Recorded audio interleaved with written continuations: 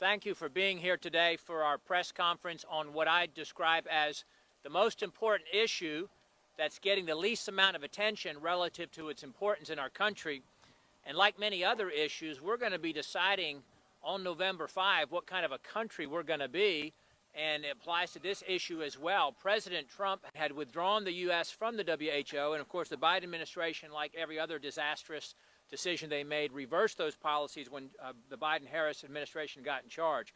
Well, later this week, the UN is going to hold a, quote, summit for the future. And they're going to produce, this is right from their website, an intergovernmentally negotiated, action-oriented pact for the future with a chapter on transforming global governance. Ascending beyond the powers being sought by its subordinate agency, the WHO, the UN is seeking even broader and more powerful authority, as you will hear a lot about today. The Biden-Harris administration apparently intends to fully support the surrender and compliance of the U.S. to the UN in these endeavors. They are aligned with the international globalists that hate America, that hate the Constitution, that hate our founders, that hate our founding Judeo-Christian principles, and they want America to become like the rest of the world. They don't want us to be subordinate to or governed by our Constitution. No, they want America to be subordinate to and governed by the UN, the World Health Assembly, and the WHO. And in fact, they intend to join with others at the UN summit this week to vote to award additional powers to the UN Secretary General. They seek to facilitate the evolution of the UN from an international cooperative body to an international governing body. These powers would be triggered by any one of a number of so-called global emergencies, whether it was a so-called climate emergency, a health emergency, a cyber emergency, or a gun violence emergency, whatever that's supposed to be, a financial emergency, or whatever they deem appropriate. And the Biden-Harris administration is in full agreement with the UN and the WHO on efforts to place us under their authority and to require such things as their international health regulations, including the surveillance of U.S. citizens, the censoring of dissenting views, and much more.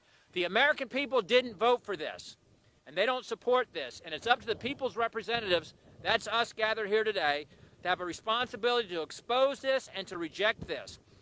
The U.S. should defund the WHO again. We should withdraw from the WHO. Any agreements with the WHO or the UN should require Senate approval or disapproval. And a bipartisan House majority voted to require Senate approval just last week with Tom Tiffany's bill on the House floor. So I'm proud to be joined here by my House colleagues and others who are appropriately concerned and educated, informed, and leading on this issue. Again, this is the most important issue that's getting the least amount of attention relative to its importance and its impact on our country and on the American people. And with that, I yield to the gentleman from South Carolina, Ralph Norman. Thank you, Congressman Good. I want to thank Frank Gaffney, Tony Perkins, all my colleagues for taking a lead role in this. As Congressman Good said, this is probably, other than our financial crisis this country's in, the most important issue to call attention to. The Summit of the Future will happen on September 22nd, 23rd. And folks, what that will do is cede America's authority, America's sovereignty to basically China. China is defined as a developing country. It is the number 2 economy behind America. It's not developing. It will cede our decision-making ability to China. That's what you need to know. Let me read out what the Secretary General, Antonio Guterres, his policy brief 2, issued on March of 2023. I propose that the General Assembly provide the Secretary General and the United Nations system with a standing authority to convene and operationalize automatically an emergency platform in the event of a future complex global shock of sufficient scale. Guess who determines that? The World Health Organization. It reveals in their definition a possible global shock, including large-scale climate or environmental events, determined by who? The Secretary General. Future pandemics. We all endured what the problem we had with the latest virus. High-impact events involving a biological agent determined by who? The World Health Organization. Disruption of global flows of goods determined by who? Not America, but the WHO under the Secretary General. Not only that, it requires a 5% payment by the United States every year of our total medical dollars spent, which are in the trillions. Bottom line, we cannot let this go. This is a top line issue that America must be made aware of. It's got to go through the Senate where it requires 60 votes. And we're going to fight to make sure all Americans know what's happening and stop it dead in its tracks. The WHO needs to be defunded, we need to do away with it, and America get out of it. I now call on Frank Gaffney with the Sovereignty Coalition. Thank you, Congressman. Thank you to all of those present. I wanted to most especially thank those who voted last week for H.R. 1425, which did exactly what Congressman Norman just talked about. Requires the United States Senate to advise and, I hope, dissent on the kind of surrender of our sovereignty to global government that is envisioned both with respect to the World Health Organization and with respect now to the UN. That's, make no mistake about it, the agenda of the UN Summit of the Future. That is unmistakably what they hope to put in train with their so-called Pact of the Future. And the thing that is absolutely infuriating about all of this is not only, as these gentlemen have said, this is really important. And most people in the media, most people in government, certainly the vast majority of Americans have no idea this is even going on, let alone reading in the rest of us. So it seems to me that what is needed now is not only to have the Senate charged, as with the World Health Organization's International Health Regulation Treaty, also the Pact for the Future.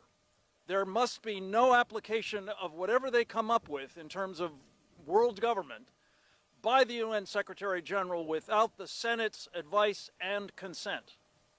And secondly, I call here today on former President Donald Trump to use his platforms to address and draw out his opponent, the Vice President of the United States, on whether or not she supports world government. And if she doesn't, for her to disavow what the Biden administration is doing right now to try to bring it about. Thank you very much. Next up is Andy Biggs. Thank you, Frank, and thanks to Bob and Ralph for organizing this and for all who are standing with us, and my colleagues and those who are concerned about this. You know, this administration has attacked United States sovereignty since day one. They've done it by attacking our geographical integrity, and now they want to cede our sovereignty over to the United Nations, and in particular the World Health Organization. It's important to understand that how critical it is that we let the American people know how dangerous this administration is and their policies are. So, when we think about it, $850 million, that's our annual assessment today to the World Health Organization. But we consistently pay more than our assessment. Why is that? Because this administration wants to pay more. And we're the folks at the United Nations working hand in glove with the World Health Organization to have their way, we would be spending even more. And we'd be spending more to become enslaved to them because of the things that my previous speakers, my co-speakers have said. I introduced legislation, H.R. 2022, which gets us out of the World Health Organization and defunds our portion of it. Why is that? It's because the World Health Organization has become captured. It's been captured by our international adversary, China. We saw that as a result of the COVID-19 issue and how the World Health Organization protected Xi Jinping and the Chinese. We can't give up any more of our sovereignty, any more of our geographical integrity, any more of our economic integrity to foreign actors who have no concern about the United States of America other than to take our power and our money away. This administration is all in for it. That should be enough to tell everyone that this is a non-starter. I appreciate my colleagues for helping raise this today. I appreciate you and the media being here today, because this will be an ongoing effort. An ongoing effort as the out-of-control spending that Congress is engaged in, coupled with the border problems that we have. Let's at least not turn over our healthcare apparatus to folks from a United Nations or an international multilateral institution that has no concern for us. So I thank you for being here, and now I yield to the gentlelady from Wyoming, my friend Harriet Hageman. Thank you. In my home state of Wyoming, we have common sense, something that seems to be sorely lacking in the Biden-Harris administration. Wyomingites that I have spoken with consistently ask why this administration would push to fund any organization that has clearly come under the control of the Chinese Communist Party. They wonder why Biden and Harris would try to enter into unconstitutional agreements with foreign entities that would force Americans to give up their sovereignty. It is worth noting that the bulk of the WHO's budget comes from voluntary contributions from multiple countries and organizations. Throughout the past decade, the United States has donated billions of taxpayer dollars, making us the WHO's largest financial contributor. Over this time, the CCP has exerted an expanded influence and corrupted the organization's data, research, and information sharing. Despite its abject failure, the organization is seeking greater control and greater funding while continuing to block legitimate investigations into the origins of COVID-19. On June 1st, the accord that amended the international health regulations was adopted by the World Health Assembly. While there are many concerning aspects of this accord, with its ceding of our sovereignty being at the top of the list, it obligates member states to address misinformation and disinformation. The result would be something that we have become all too familiar with under this administration: mandating, censoring, and sanctioning of speech and other actions that are at odds with the WHO Director General's deliberations. Of course, this is a clear violation of our constitutional rights, but Biden and Harris have never cared much for those. I have co-sponsored legislation introduced by Congressman Chip Roy, the No Taxpayer Funding for the World Health Organization Act, which would prohibit the U.S. from making any assessed or voluntary contributions to the WHO. International law does not trump the Constitution. Biden and Harris may be compromised by the CCP, but they cannot force Americans to follow laws and regulations not passed by our own federal government. Thank you, and with that, I cede to Ronnie Jackson. Thank you. Well, I'd just like to start by saying, as a physician who's followed the WHO for many years now, in my time in government, during 3 presidential administrations, and now as my time as a member of Congress, I can tell you that the WHO in particular and the UN in general do not represent what's best for this country. In fact, they do everything they can to undermine us and defeat us. Look at what happened during COVID as a perfect example. During COVID, they lied to us, and they worked with China to cover up the origins of COVID. You have to ask yourself, do you really want, next time this happens, for the WHO to decide how taxpayer dollars in this country are spent, to decide what resources we are and are not eligible for, despite the fact that we overwhelmingly fund their operations?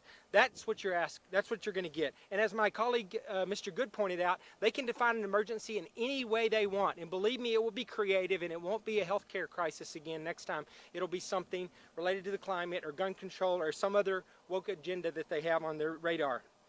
This IHR treaty is nothing more than a redistribution of wealth and government control via global governance. This fits right into the communist and socialist ideology that defines today's Democrat Party in this country. Kamala Harris, Joe Biden, and their administration would like nothing more than to pass their responsibility to protect this country's health and livelihood to another country, many of which do not appreciate the United States, do not like the United States, and many of which are hostile to the United States. They would love nothing more than to pass this responsibility to these countries. I am a firm believer that from this point forward, we should never give another penny to the World Health Organization. They have not represented us well. They never have, and they never will. They are not an ally to this country. They are not an asset to this country. We should not be paying hard-earned taxpayer dollars for their efforts that are oftentimes against us. With regards to the United Nations, I've said it before, I'll say it again, I think the best thing we could do for the United Nations is to go to New York and push the entire thing off into the East River. And with that, I'll turn it over to Tony Perkins from the Family Research Council. Thank you. Thanks, Doc. Well, we're here today to rain on the WHO's parade as they march for power.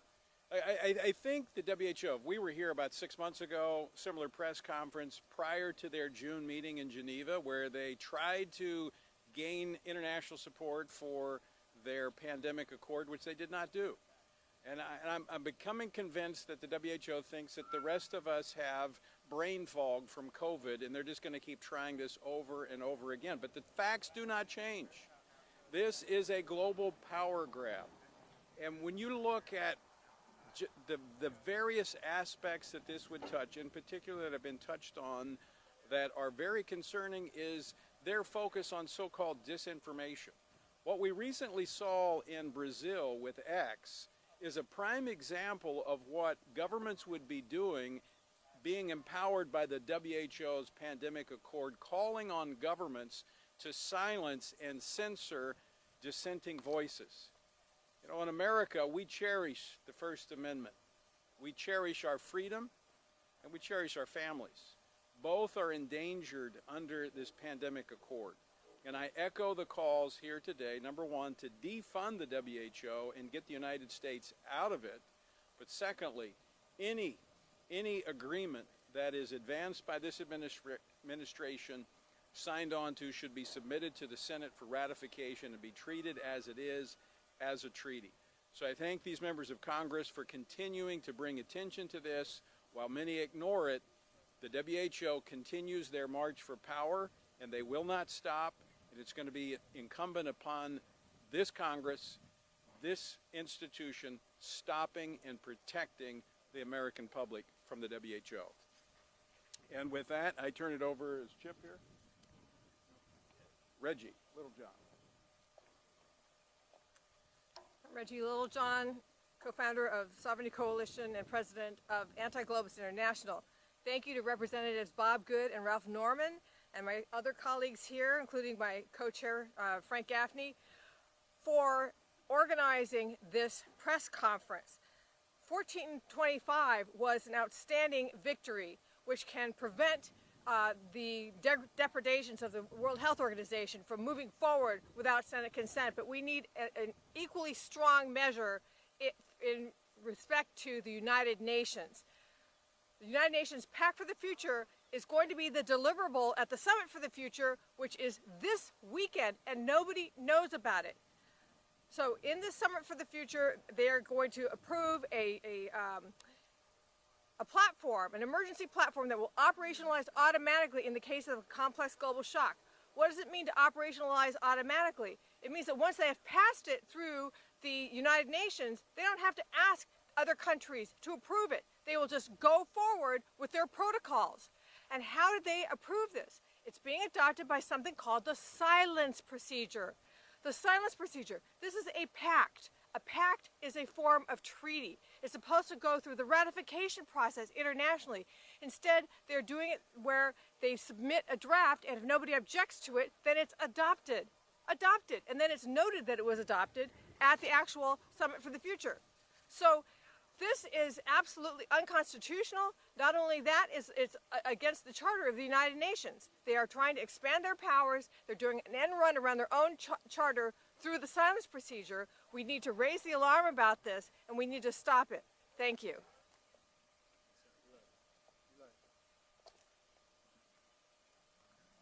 Next one is Representative Eli Crane.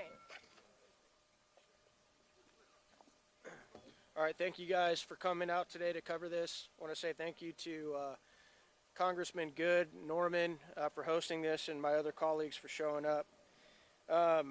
Obviously, this is a complete disaster. I'm not surprised at all that this administration is supporting it.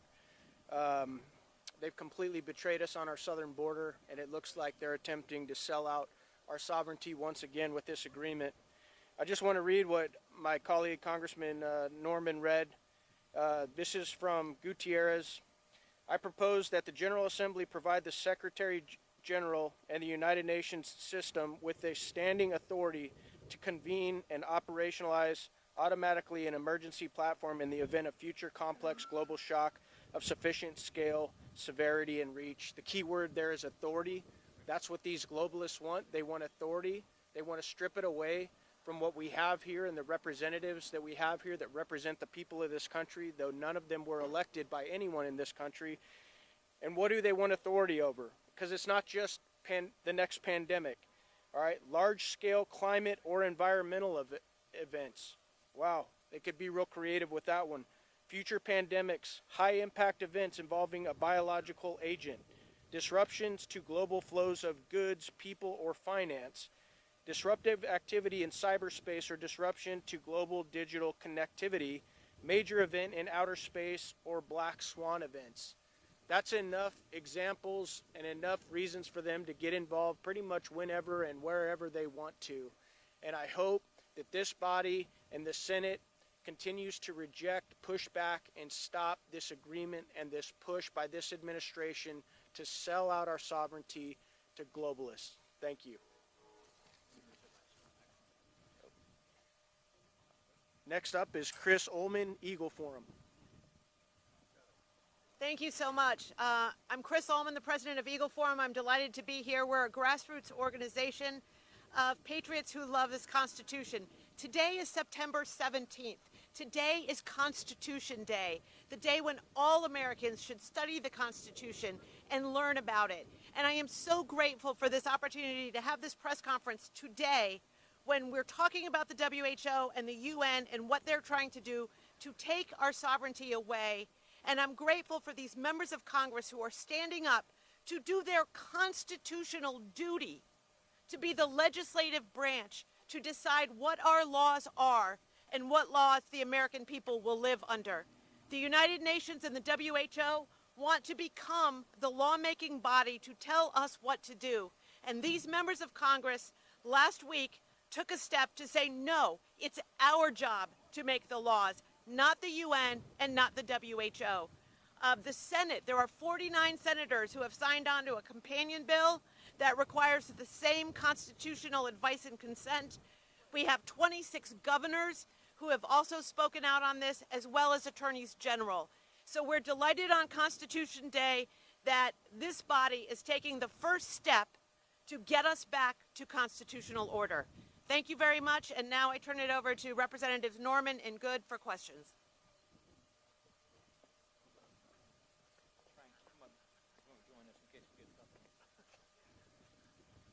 Harry, two questions. Anybody? Yes, sir.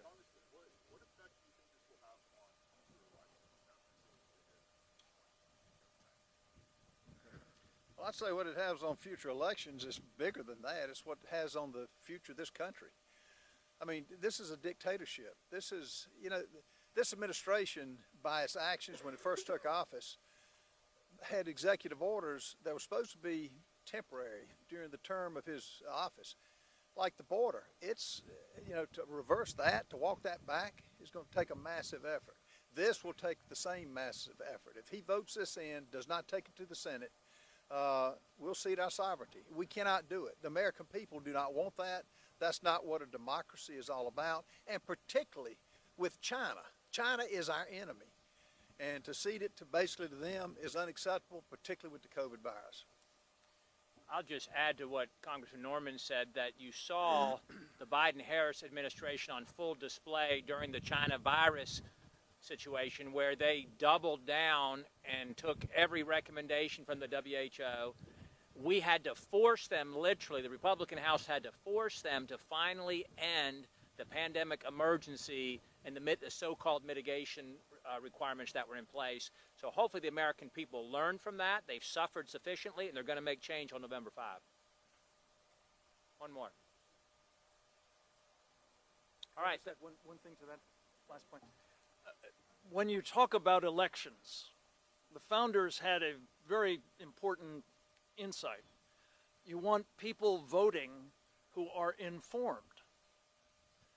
We are here to talk to you and through you to the American people to ensure they are informed, because the process that we're talking about could functionally end the whole idea of limited, accountable, and representative governance of this country under our Constitution. That must not be allowed to happen. And I thank these gentlemen and their colleagues for trying to prevent it from happening.